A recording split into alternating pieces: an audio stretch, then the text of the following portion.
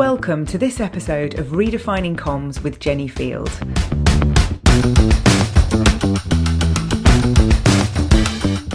Today I'm going to be talking about impactful communication skills because when it comes to chaos, communication is always the solution.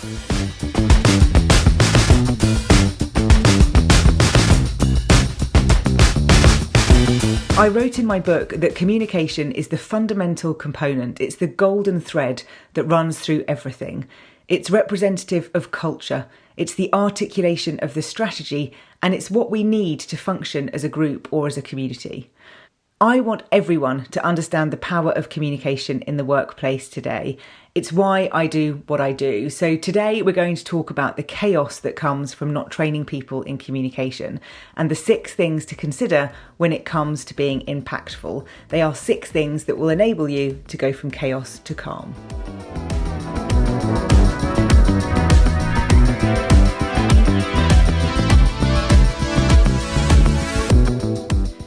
So how does poor communication lead to chaos? Well, relationships are built on good communication. And while relationships is a word we don't use much in the workplace, we are all in one. Whether that's with the organisation itself or with the team around you, relationships are everywhere. And when a team is in chaos, it will look like people not getting along, teams not working well together. Shift work issues can often play a role around missed information. There can be power struggles. You can have toxic people or blockers. That always feels uncomfortable when I talk about the word toxic around people, but there are probably some around organisations that you know. And all of these chaotic areas are linked to communication and relationships. Now, from a leadership perspective, communication skills are so important. And for line managers, this is a big one. I know from my own research that communication is more one way than it should be. And communication works both ways. You know, if we aren't listening, having conversations, then it's not really communication. In a recent episode of my Calm Edged Rebels podcast, we talk about listening, and the episode is called How a Ham and Cheese Baguette Can Help You Listen. I'll let you figure out why. But between the 3 of us that co-host that, we have quite a debate on the role of listening, and I've popped a link to that show in the show notes for you, because it's worth a listen to get some different perspectives on that role of listening inside organisations. But if I come back to chaos, poor communication will generally lead to things like ambiguity, people making assumptions, misinformation. It can also lead to poor customer service, inefficient operations and processes.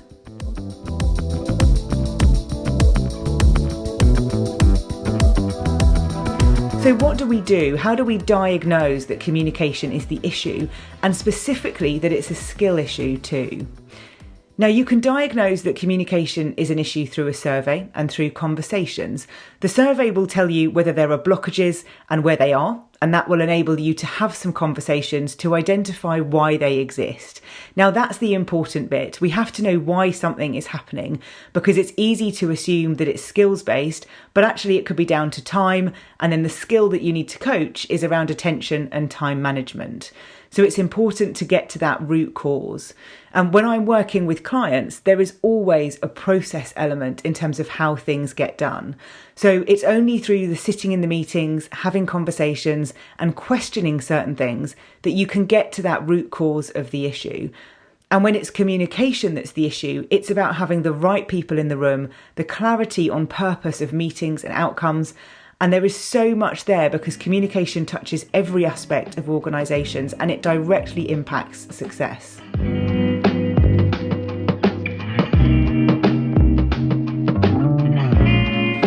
So how do we go from chaos to calm? Now, there are 6 things to think about when it comes to communicating effectively. And these are 6 things that I often talk about in the workshops that I run to help non-communications people, so anyone in any function, understand the power of communication.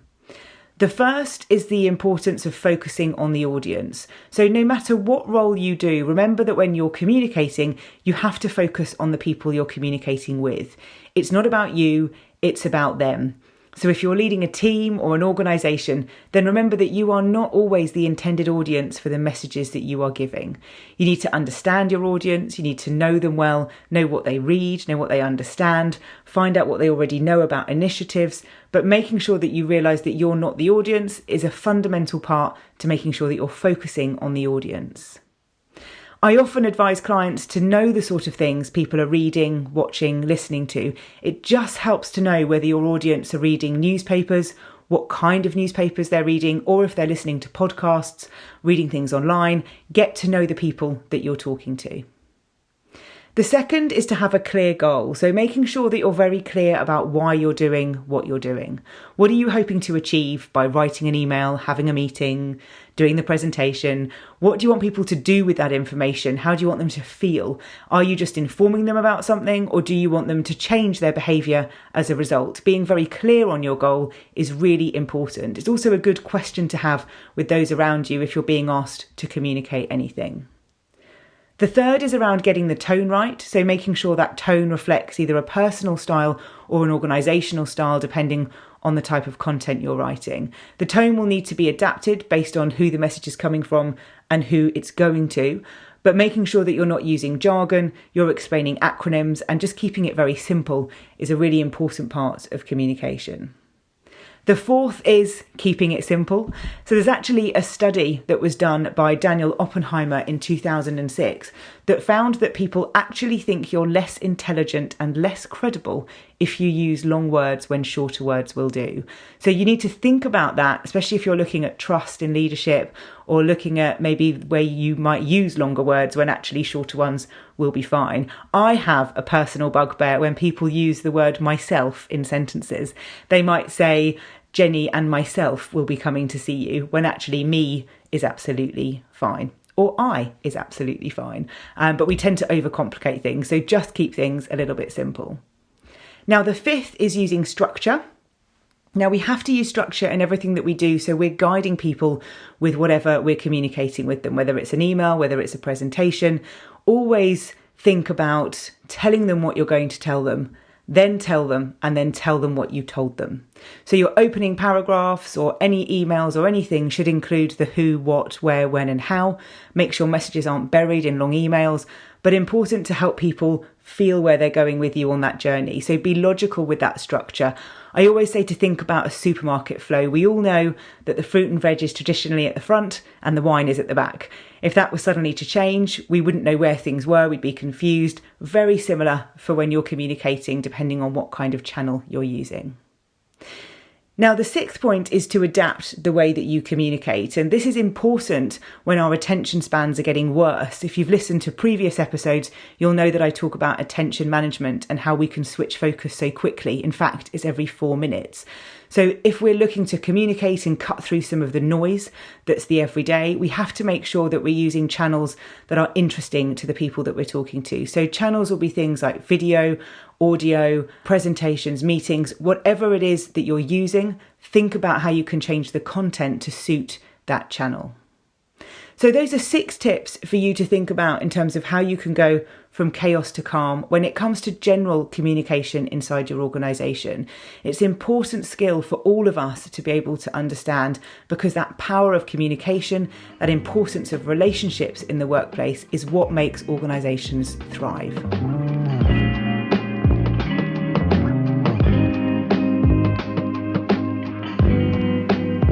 If you want to find out more about communication skills and how to have influence inside your organisation, then my book, Influential Internal Communication, is available in most bookstores and online. It's a book that I wrote to help anyone in organisations understand the power of communication.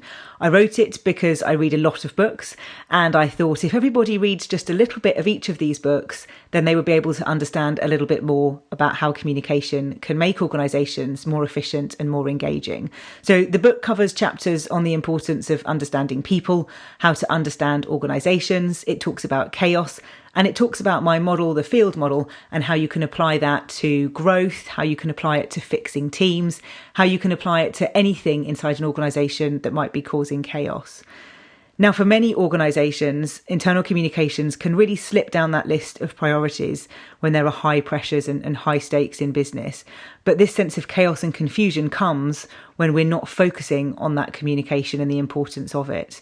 So if you do grab a copy, let me know. There's loads of reviews on Amazon and I'd love to hear what you think. But it's something to have a look at if you're looking at how you can have more influence inside your organisation, no matter what role you're in.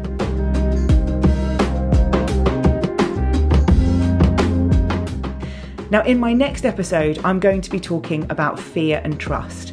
It's quite a big topic, but it's a topic that I know is on the minds of those I'm working with, specifically how to manage both inside organisations. There are links here to leadership, but I'm going to be talking about the science of fear, the importance of trust, and the things that we need to consider to be credible as we lead organisations.